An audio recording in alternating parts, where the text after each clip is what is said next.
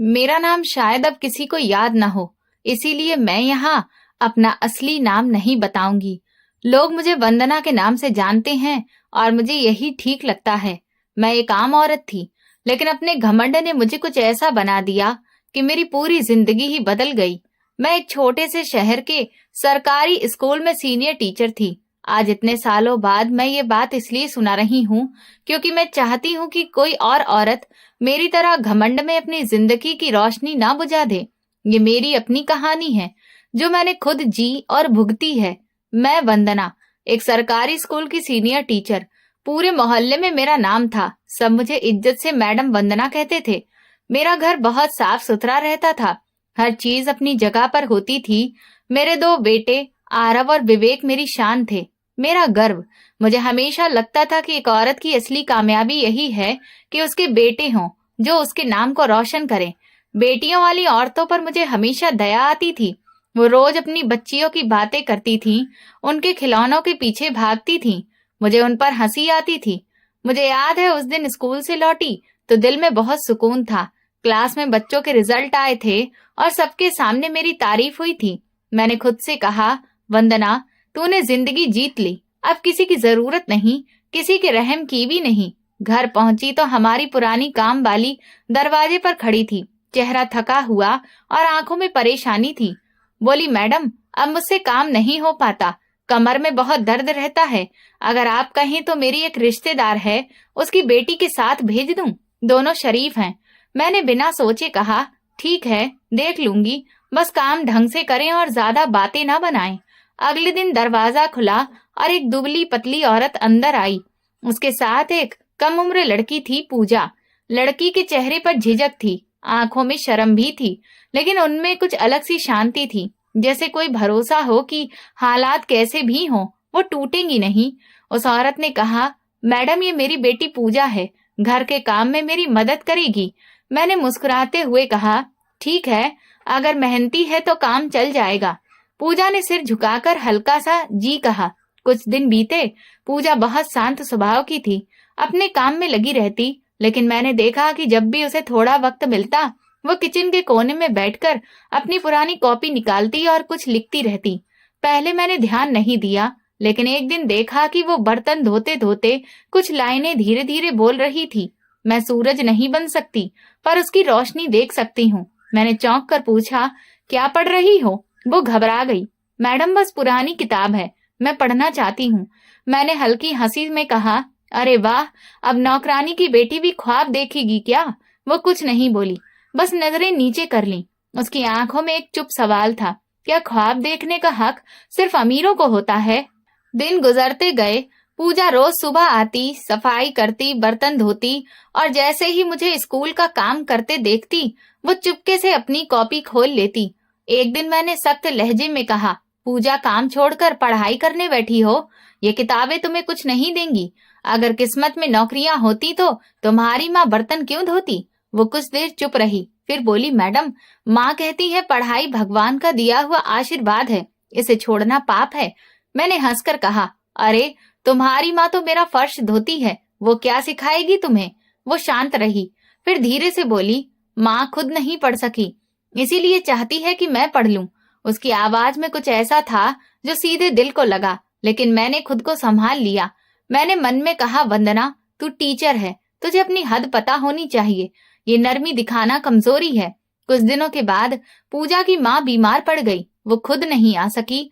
पूजा अकेली आने लगी।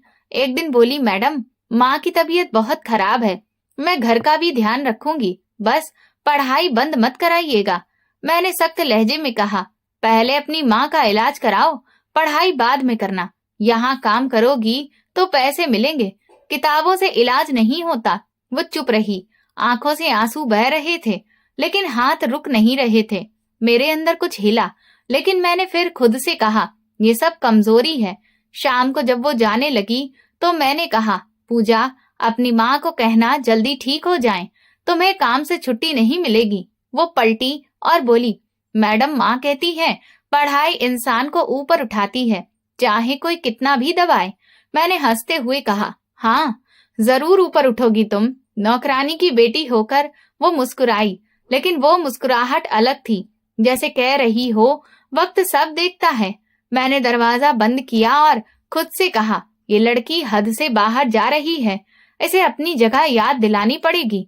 मुझे नहीं पता था कि उसी दिन मैंने अपने अंजाम की पहली लकीर खुद खींच ली थी। उसके बाद मैं और भी ज्यादा स्कूल में बिजी हो गई। नए टेस्ट आने वाले थे और प्रिंसिपल को बस रिजल्ट की चिंता थी। मुझे अच्छा लगता था कि मैं सबकी नजर में परफेक्ट टीचर थी, लेकिन जाने क्यों जब भी किसी बच्चे को किताब में हाथ देखती तो पूजा याद आ जाती। वो लड़की जो चुपचाप बर्तन धोती थी, लेकिन आंखों में एक अजीब चमक रहती थी। एक दिन स्कूल से लौटकर घर आई तो किचन में कुछ आवाजें सुनी, बर्तन खड़कने की और हल्की हल्की बातें करने की। मैंने चुपके से झांका तो देखा पूजा अपनी माँ के पास बैठी थी। माँ बहुत कमजोर लग रही थी, लेकिन चेहरा मुस्कुरा रहा था और पूजा अपनी कॉपी खोलकर कुछ पढ़ा रही थी। मैंने झटके से दरवाजा खोला। दोनों घबरा गईं। मैंने ठंडे लहजे में कहा, ये क्या चल रहा है? पूजा डरते हुए बोली, मैडम, माँ कहती है थोड़ा पढ़ लिया कर, इसीलिए मैंने बात काट दी। ये घर है, स्कूल नहीं। यहाँ पढ़ाई नहीं चलेगी। काम करने आई हो वही करो।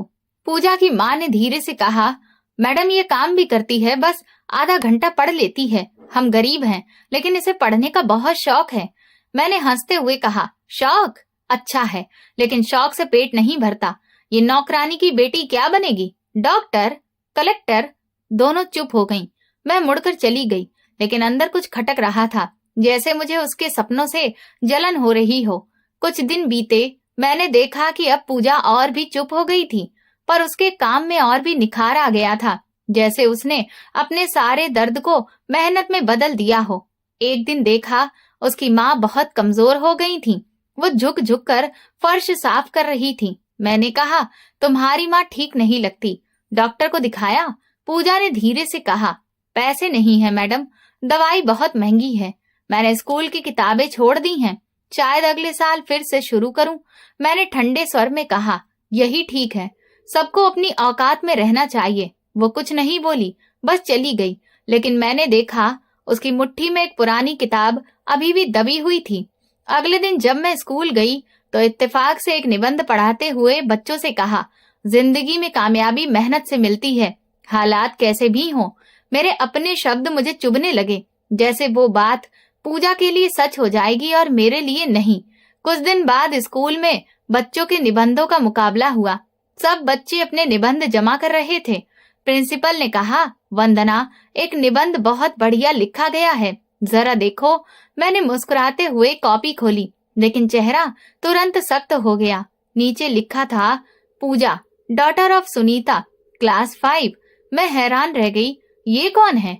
हमारे स्कूल की तो कोई पूजा नहीं है।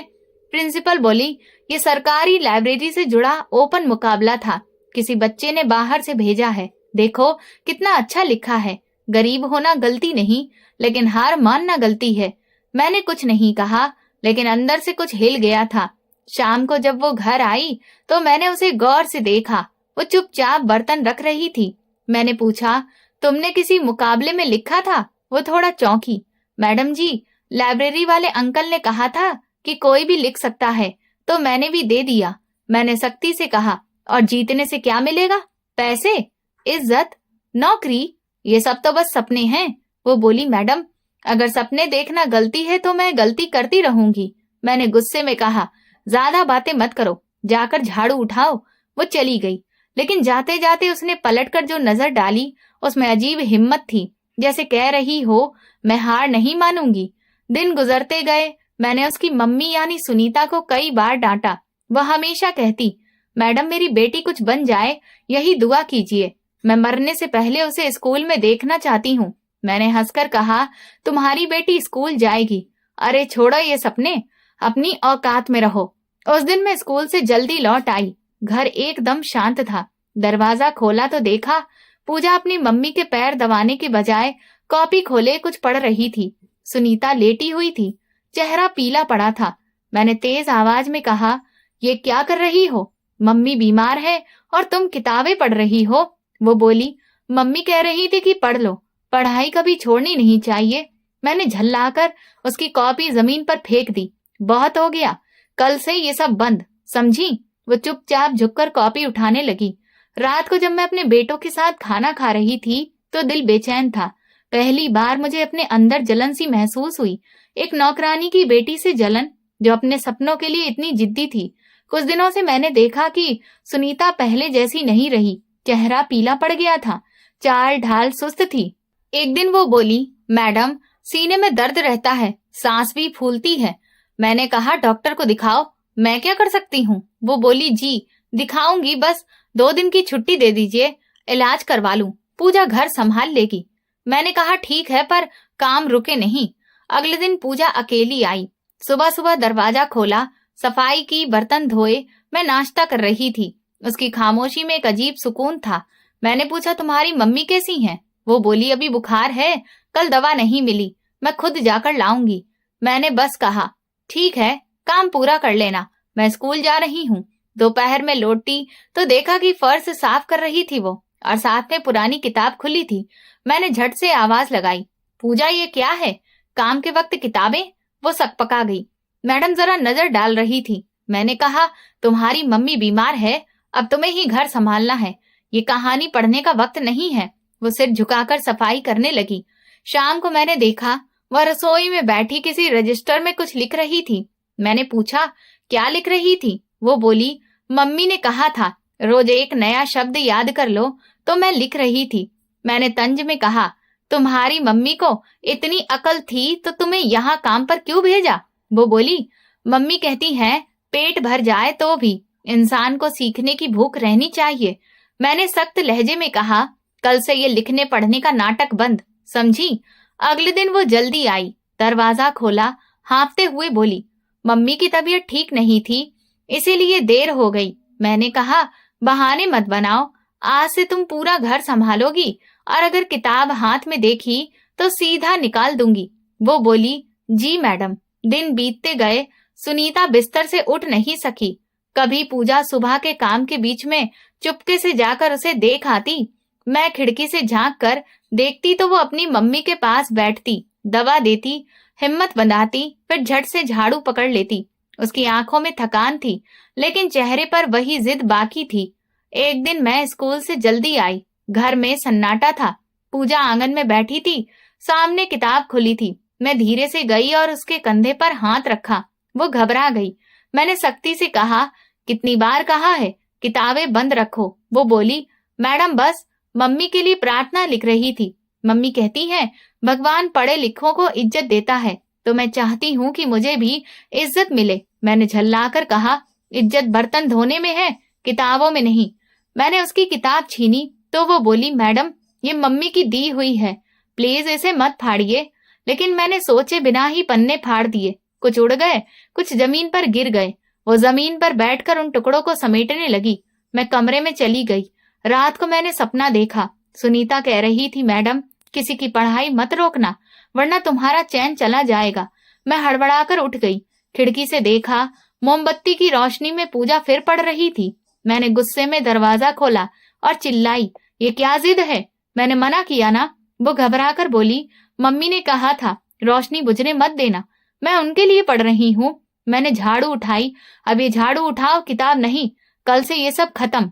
अगले दिन सुनीता का देहांत हो गया। मैंने 2 मिनट का मौन रखकर कहा, भगवान उसकी आत्मा को शांति दे। अब तुझे थोड़ा संभल कर रहना पड़ेगा पूजा। पूजा चुप रही। उसने अपनी माँ के कपड़े समेटे, उनमें से एक कॉपी निकाली और चुपचाप अपने बैग में रख ली। मैंने देखा मगर कुछ नहीं कहा।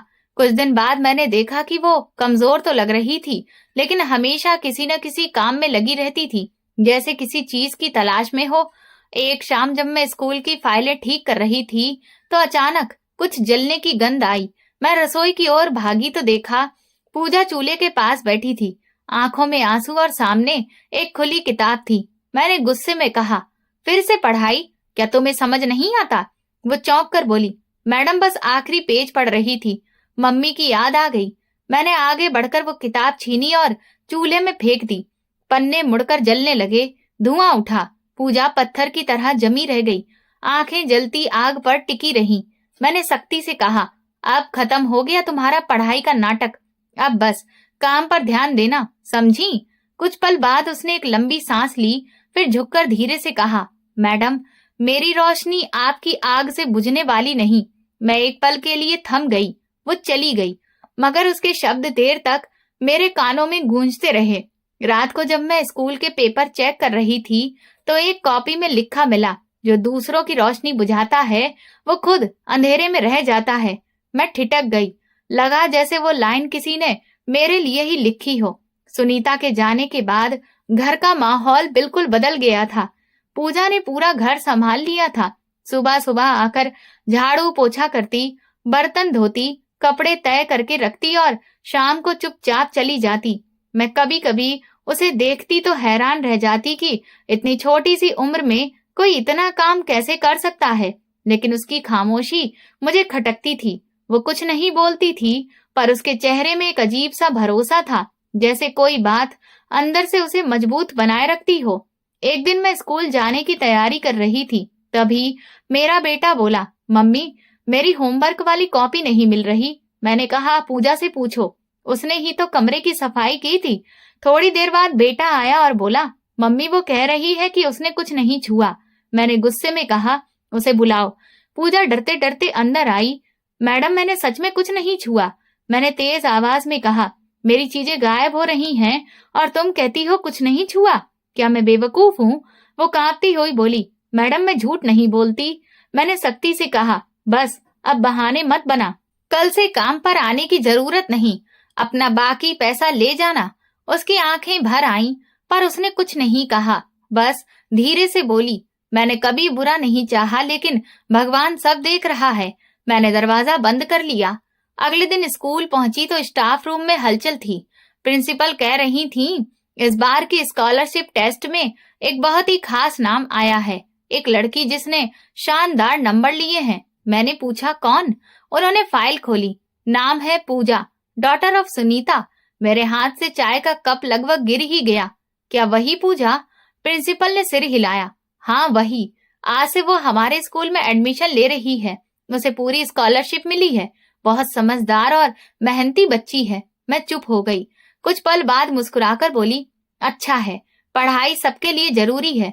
लेकिन दिल में जैसे कोई जलती हुई चिंगारी रख दी गई थी। दोपहर में नेहा स्टाफ रूम में आई और बोली, मैडम वंदना, आपको खुशी होगी, नई लड़की पूजा ने टेस्ट में शानदार लिखा है। हम चाहते हैं कि आप उसे गाइड करें। मैंने बनावटी मुस्कुराहट दी। हाँ जरूर, पर अंदर से मेरा दिल जल उठा। अब मैं उसकी टीचर बनूंगी, जिसे मैंने घर से निकाला था। अगले दिन मैंने उसकी कॉपी देखी। हर जवाब सही, लिखावट साफ, भाषा मजबूत। मैंने दांत भींचकर पूछा, ये सब तुमने खुद लिखा है? वो बोली, जी मैडम, खुद लिखा है। मैंने तंज कसते हुए कहा, वाह, अब तो बहुत मेहनत करने लगी हो। लगता है घर के काम भूल गई हो। वो बोली, माँ कहती थी, काम भी पूजा है और पढ़ाई भी। मैं दोनों नहीं छोड़ूंगी। मैंने सख्ती से कहा, क्लास में ऐसे बड़े बड़े डायलॉग नहीं चलेंगे। यहाँ सिर्फ पढ़ाई होगी, समझी? मैंने मन में ठान लिया कि अब इसे जरा जगह दिखानी पड़ेगी। अगले हफ्ते असाइनमेंट जमा होने थे। मैंने सबकी कॉपियां वापस की। जब उसकी बारी आई तो बोली, पूजा, तुम्हारी कॉपी नहीं मिली। शायद तुमने दी ही नहीं। वो चौंक गई। मैडम, मैंने तो दी थी, आपकी टेबल पर रखी थी। मैंने बनावटी हैरानी जताई। अच्छा, तो शायद गुम हो गई। अब क्या करें? 0 देना पड़ेगा। वो चुप रही। चेहरे पर कोई शिकवा नहीं था। क्लास के बाद एक लड़की आई और बोली, मैडम, पूजा की कॉपी आपके टेबल के नीचे गिरी थी। मैंने उठा ली। मैंने कहा, अच्छा, तुम रख दो, बाद में देख लूंगी। दिल में थोड़ी शर्म महसूस हुई, लेकिन मैंने खुद को संभाला। नहीं, ये नरमी दिखाना कमजोरी है। मैंने मन में सोचा, इसे याद दिलाना होगा कि इंसान वहीं तक रहता है जहां वो पैदा हुआ था। कुछ दिन बाद स्कूल में सालाना फंक्शन था। पूजा को डोनेशन स्कॉलरशिप की जगह अब विद्यादान स्कॉलरशिप की प्रतिनिधि के तौर पर स्टेज पर बुलाया गया। प्रिंसिपल ने माइक पर कहा, ये एक मिसाल है कि हालात कैसे भी हों, अगर हिम्मत हो तो रास्ते खुद बन जाते हैं। पूरा हॉल तालियों से गूंज उठा। मैं साइड में खड़ी थी, चेहरे पर एक बनावटी मुस्कान लिए। जब पूजा ने बोलना शुरू किया तो उसकी आवाज में एक अजीब सी नरमी थी। उसने कहा, मेरी मम्मी हमेशा कहती थी कि अगर कोई दरवाजा बंद हो जाए तो भगवान दूसरा खोल देता है। आज मैं उन्हीं की दुआ से यहाँ खड़ी हूँ। मेरे हाथ अपने आप मुट्ठी में बंद हो गए। मन में आया, अब ये लड़की मुझे नसीहत सिखाएगी। अगले दिन मैंने प्रिंसिपल से कहा, पूजा को मेरे सेक्शन से हटा दीजिए, किसी और क्लास में भेज दीजिए। उन्होंने थोड़ा हैरान होकर पूछा, क्यों, कोई परेशानी है? मैंने कहा, क्लास में बाकी बच्चों का ध्यान भटक रहा है, सब उसी के बारे में बातें करते रहते हैं। अच्छा होगा अगर उसे दूसरी क्लास में भेज दिया जाए। प्रिंसिपल मुस्कुराए और बोले, मैडम वंदना, अगर आपकी क्लास में कोई बच्ची फिट नहीं हो पा रही तो कहीं और कैसे होगी? उसे तो आप जैसी टीचर की ही जरूरत है। मैं खामोश रही, लेकिन अंदर ही अंदर गुस्सा उबल रहा था। घर आकर आईने के सामने खड़ी हुई और खुद से कहा, ये नौकरानी की बेटी अब मेरी स्टूडेंट बनेगी? नहीं, इसे इसकी औकात याद दिलानी होगी। अगले दिन क्लास में घुसते ही मैंने कहा, पूजा खड़ी हो जाओ। तुम्हें पता है ये स्कूल तुम्हारे जैसे बच्चों के लिए नहीं बना। यहाँ फीस है, टेस्ट है और एक लेबल है। तुम्हारे पास इनमें से कुछ भी नहीं है। अगर वाकई कुछ बनना है तो अपनी हकीकत पहचानो। क्लास में सन्नाटा छा गया। पूजा ने नजरें नीचे करते हुए धीरे से कहा, मैडम मैं अपनी हकीकत जानती हूँ, लेकिन मैं उसे बदलने में यकीन रखती हूँ। मैंने ठंडी हंसी के साथ कहा, बदलने के ख्वाब सिर्फ किताबों में अच्छे लगते हैं, असल जिंदगी में नहीं। वो चुपचाप बैठ गई। मैंने पढ़ाना शुरू किया, लेकिन अंदर से बेचैनी बढ़ती जा रही थी। शायद ये वही जलन थी जो किसी को अंधा बना देती है। अब मेरे लिए पूजा एक चैलेंज बन चुकी थी। स्कूल के हर कोने में उसी का जिक्र था। कभी कोई टीचर कह देता, कितनी मेहनती बच्ची है।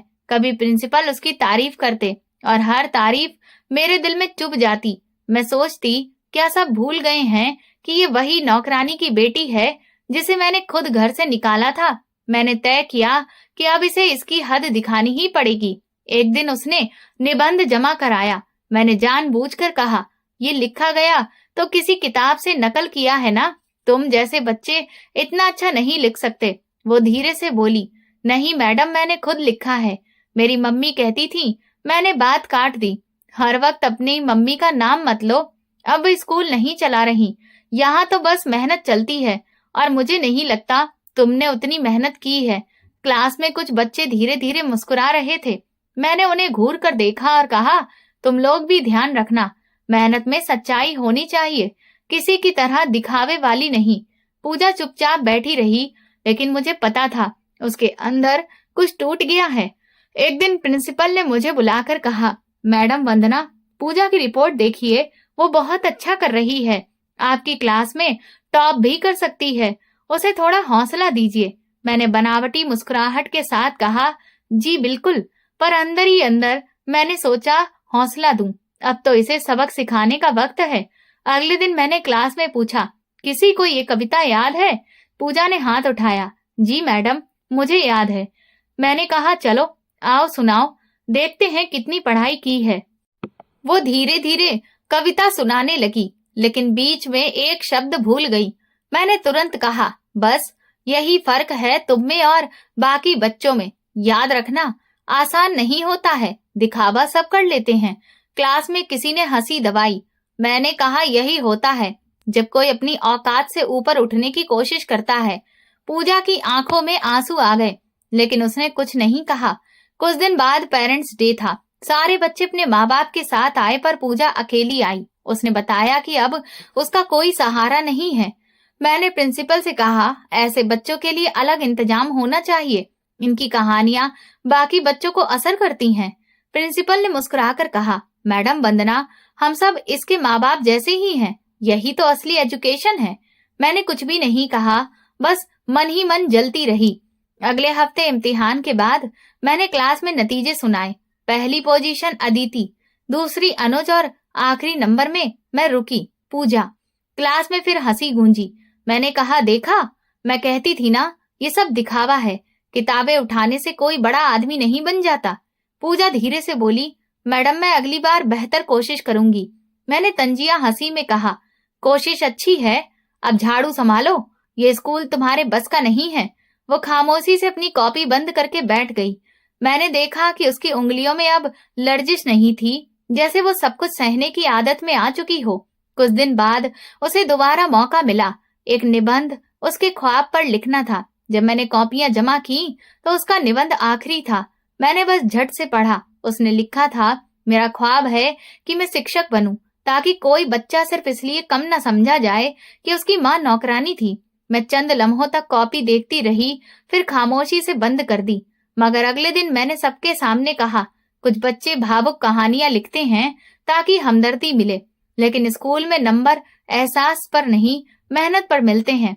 उसके चेहरे पर हल्की लालिमा दौड़ गई, लेकिन उसने आंखें उठाकर नहीं देखा। उसी दिन दोपहर को क्लास में शोर हुआ।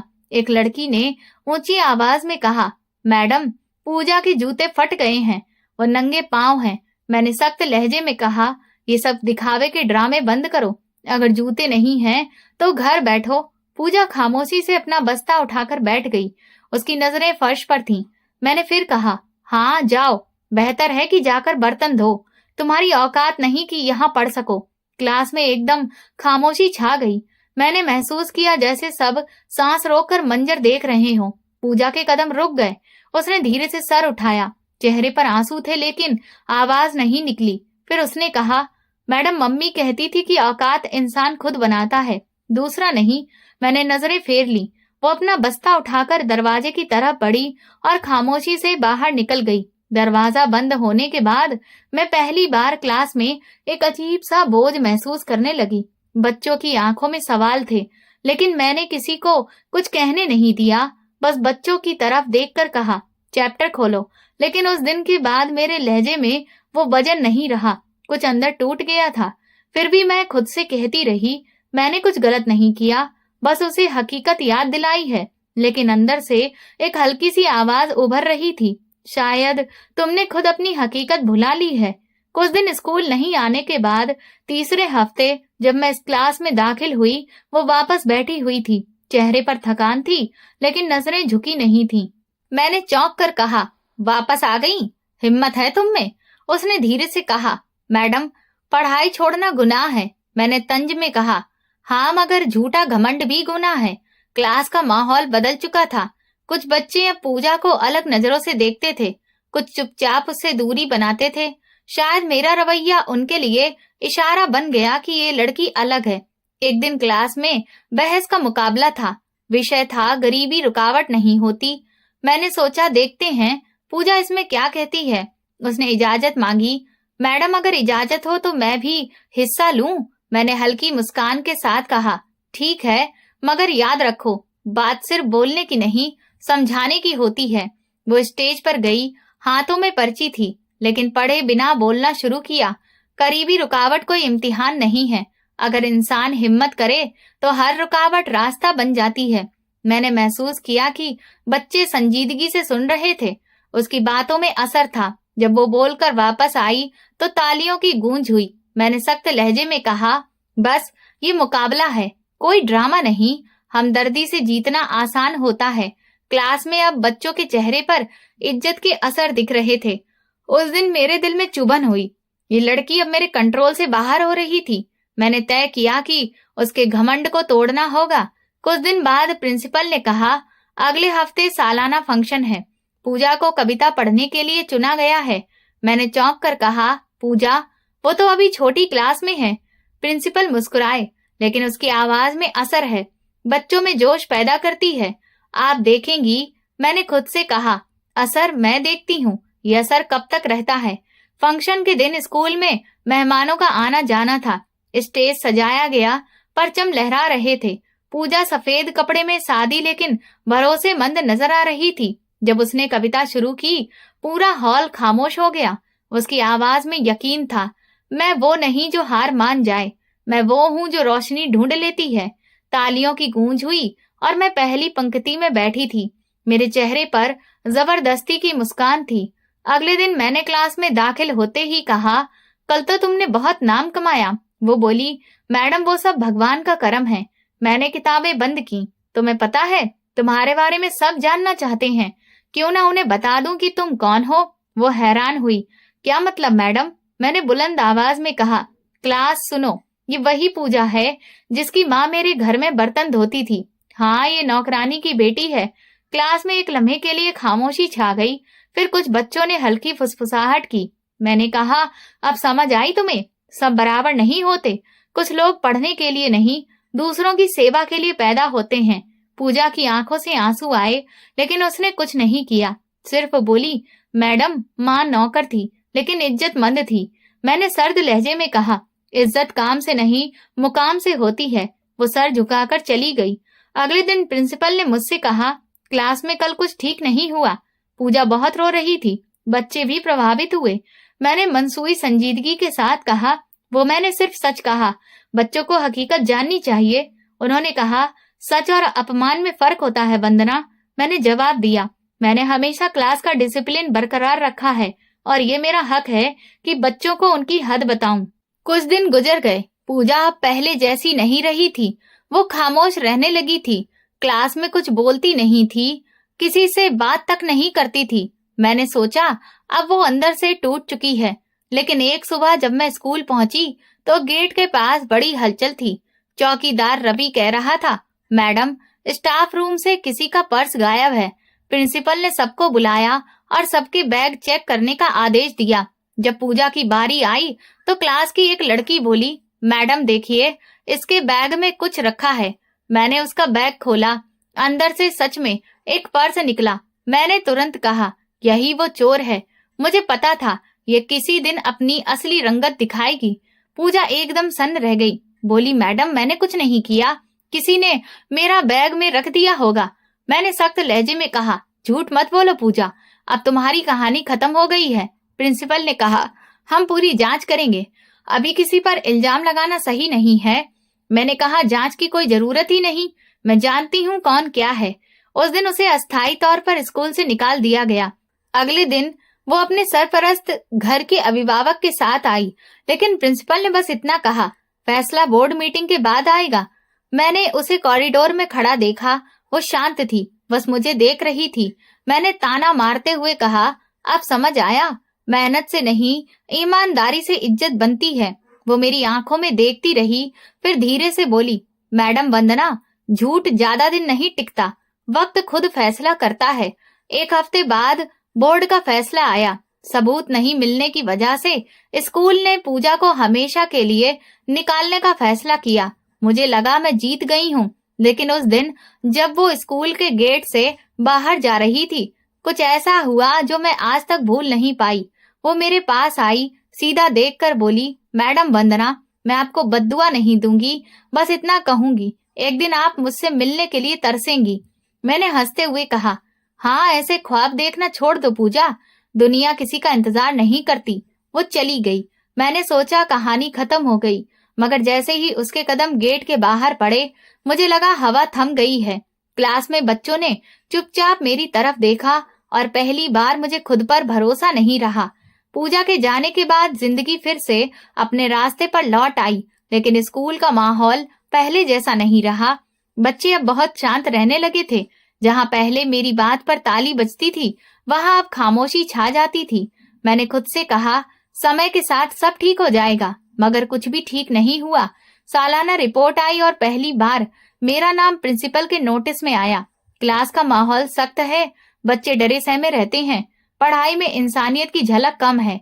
रिपोर्ट पढ़कर मैं कड़वाहट से मुस्कुराई। अब टीचर से भी नरमी की उम्मीद की जा रही है। स्टाफ रूम की हवा भी अब बदल चुकी थी। जो लोग पहले मेरी तारीफ करते थे, वह मुझसे नजरें चुराने लगे थे। कोई बात करे तो आधी सुनाई देती थी, आधी छुपा ली जाती थी। एक दिन सीनियर सुपरवाइजर मैडम आई और बोली, वंदना, आपकी फाइल दोबारा भेजनी पड़ेगी, प्रमोशन कमेटी ने कुछ सवाल उठाए हैं। मैंने हैरानी से पूछा, क्या मैं कमजोर टीचर हूँ? उन्होंने कहा, नहीं, मगर बच्चों की तरफ से कुछ शिकायतें आई हैं कि आप उनके साथ अलग तरह का व्यवहार करती हैं। मैंने थोड़ी देर चुप रहकर कहा, ये सब जलन है, लोग मेरी कामयाबी बर्दाश्त नहीं कर पा रहे। सीनियर सुपरवाइजर मैडम ने नरमी से कहा, कामयाबी तभी टिकती है जब लोग आपके साथ हों। वंदना, मेरे पास जवाब नहीं था। घर लौटी तो दरवाजे पर सन्नाटा था। वंदना का पति, जो पहले मेरी तारीफों के पुल बांधते नहीं थकते थे, अब ज्यादातर वक्त ऑफिस में ही रहते थे। मैंने पूछा, आज फिर देर क्यों हो गई? उन्होंने मुझे छोटा सा जवाब दिया, काम था। मैंने झुंझलाकर कहा, ये काम कब खत्म होगा? कभी घर का भी ख्याल कर लिया करो। उन्होंने शांत स्वर में कहा, घर तब सुकून देता है जब इंसान यहाँ आना चाहे वंदना। मैंने चौंक कर पूछा, मतलब? उन्होंने कहा, तुम अब पहले जैसी नहीं रही, हर बात में गुस्सा, हर चेहरे में शक ढूंढती हो। मैंने गुस्से में कहा, मैं तो वही हूँ जो हमेशा थी, बस अब लोग बदल गए हैं। उन्होंने अखबार उठाते हुए कहा, शायद तुम्हें खुद से बात करने की जरूरत है। मैंने बात खत्म समझी, लेकिन अगले हफ्ते जब मैं स्कूल से लौटी तो मेज पर एक चिट्ठी रखी थी। मैं कुछ दिनों के लिए बैंगलोर जा रहा हूँ, सोचने के लिए थोड़ा वक्त चाहिए।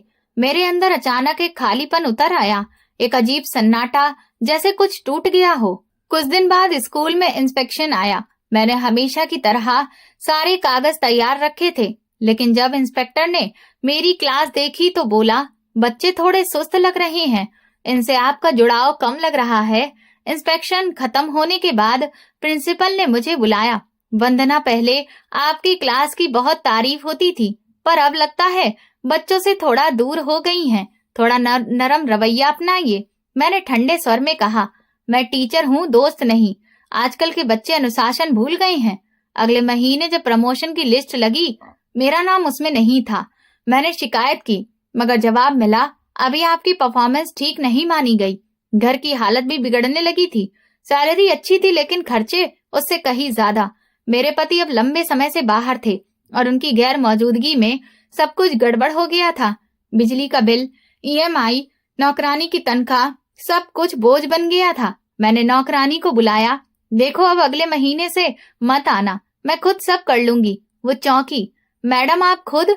मैंने कहा, हाँ, अब वक्त बदल गया है। पहली बार जिंदगी में मैंने खुद झाड़ू उठाया।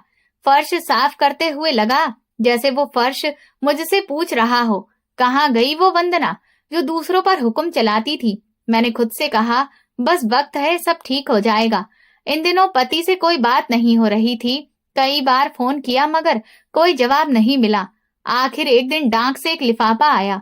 अंदर एक चिट्ठी थी, मैंने दूसरी शादी कर ली है, अब तुम अपनी जिंदगी संभाल लो। लिफाफा मेरे हाथों से गिर गया। मैं आईने के सामने गई। वो चेहरा जिस पर कभी रौब और आत्मविश्वास झलकता था, अब थकान और खालीपन में बदल चुका था। आंखों के पास झुर्रियां दिख रही थी। मैंने खुद से कहा, लोग बदल गए हैं पर मैं अब भी वही हूँ। लेकिन अंदर से एक आवाज आई, नहीं वंदना, वक्त ने तुम्हें भी बदल दिया है, बस तुम मान नहीं रही हो। कुछ दिन बाद स्कूल में मीटिंग थी। सारे टीचर एक जगह बैठे थे। प्रिंसिपल ने घोषणा की, मैडम वंदना को सीनियर पद के लिए नहीं चुना गया है, अब नई टीम आगे काम करेगी। कमरा तालियों से गूंज उठा, मगर वो तालियां मेरे लिए नहीं थी। मैं चुप बैठी रही। सीमा, मेरी पुरानी साथी, आगे बढ़ी और बोली, मैडम आपने हमें बहुत सिखाया है, हम सब आपके आभारी हैं। मैंने मुस्कुराकर कहा, धन्यवाद, पर अंदर कुछ टूट गया। वापस लौटते वक्त सड़क पर एक पुराना अखबार मेरे पैरों में आकर गिरा। मैंने यूं ही उठाकर देखा, जिले में नई स्कॉलरशिप कमेटी बनी, जिला कलेक्टर की देखरेख में एजुकेशन प्रोजेक्ट तैयार। मैंने अखबार फेंकने ही वाली थी कि नजर एक नाम पर पड़ी, Pooja, daughter of Sunita, education development officer. मेरे कदम वहीं रुक गए। मैं ठिठक गई। ये नाम कहीं वही तो नहीं? शायद सिर्फ संयोग है। पर दिल ने कहा, नहीं, यही है। घर पहुंची तो कमरा बिखरा हुआ था। मैंने झाड़ू उठाई पर हाथ कांप गए। चाय बनाते हुए केतली गिर गई। मैं कुर्सी पर बैठ गई। बाहर बारिश शुरू हो चुकी थी। बिजली की रोशनी में दीवार पर मेरा साया लंबा और भारी दिख रहा था। मैंने सिर पकड़ लिया। ये मैं हूँ, वही वंदना जो दूसरों को नीचा दिखाती थी। तभी फोन बजा। नंबर अनजान था। मैंने कांपते हाथों से उठाया। मैडम वंदना, आपकी पेंशन फाइल में कुछ कागज रह गए हैं, कल आकर साइन कर दीजिएगा। मैंने धीमे स्वर में कहा, ठीक है, और फोन रख दिया। अब घर की खामोशी मेरी साथी बन चुकी थी। मेरे पति जा चुके थे और मेरे बेटे जो मेरी आंखों के कभी तारे थे, वो सब भी अब अपनी जिंदगी में व्यस्त थे। छोटे बेटे की शादी को 2 साल हो चुके थे। उसकी शादी मैंने बड़ी धूमधाम से की थी। अब वो सिर्फ त्योहारों पर फोन कर लेता था। माँ, सब ठीक है ना? मैं कहती, हाँ बेटा, बस तुम खुश रहो। फोन रखने के बाद घर फिर से सन्नाटा ओढ़ लेता। पिछले महीने पेंशन की रकम देर से आई थी। बिल न भरने पर बिजली कट गई। मैंने मोमबत्ती जलाई तो अचानक याद आया, पूजा भी इसी तरह मोमबत्ती की रोशनी में पड़ती थी। एक पल को लगा जैसे वक्त ने मुझे उसकी जगह ला खड़ा किया हो। एक दिन मैं बाजार गई। पहले जहां लोग नमस्ते करते थे, अब कोई पहचानता भी नहीं था। एक पुरानी सहकर्मी मिली। अरे वंदना, बहुत दिनों बाद दिखी। रिटायरमेंट के बाद कैसी है? मैंने हल्की मुस्कान दी। बस वक्त काट रही हूँ। वो बोली, हमारी नई डिस्ट्रिक्ट ऑफिसर बहुत शानदार हैं। पूरे स्कूल सिस्टम में बदलाव ला रही हैं। नाम कुछ पूजा है, शायद सुनीता जी की बेटी। मेरे कदम रुक गए। पूजा? वो बोली, हाँ वही। बहुत समझदार और मेहनती लड़की है। मैंने बात बदल दी, लेकिन दिल में अजीब खालीपन उतर आया। घर पहुंचकर मैंने पुरानी अलमारी खोली। एक पुरानी कॉपी मिली जो कभी पूजा छोड़ गई थी। पहला पन्ना खोला। लिखा था, अगर दिल साफ हो तो पढ़ाई रोशनी बन जाती है। मैंने कॉपी धीरे से बंद की। काश मैंने ये बात तब समझी होती। उस रात फिर बारिश थी। छत से पानी टपक रहा था। मैंने बाल्टी रखी और बिस्तर पर लेट गई। याद आया कितनी बार मैंने दूसरों के नसीब पर तंज कसा था, मगर आज मेरा नसीब खुद सन्नाटे में बदल गया था। मैंने आंखें बंद की। भगवान, अगर हो सके तो मुझे माफ कर देना। शायद पूजा के आंसू लग गए। आंसू धीरे धीरे तकिए में समा गए। रात के अंधेरे में पहली बार लगा मैं हार गई, या शायद अब समझ पाई हूँ। सुबह स्कूल से एक चिट्ठी आई।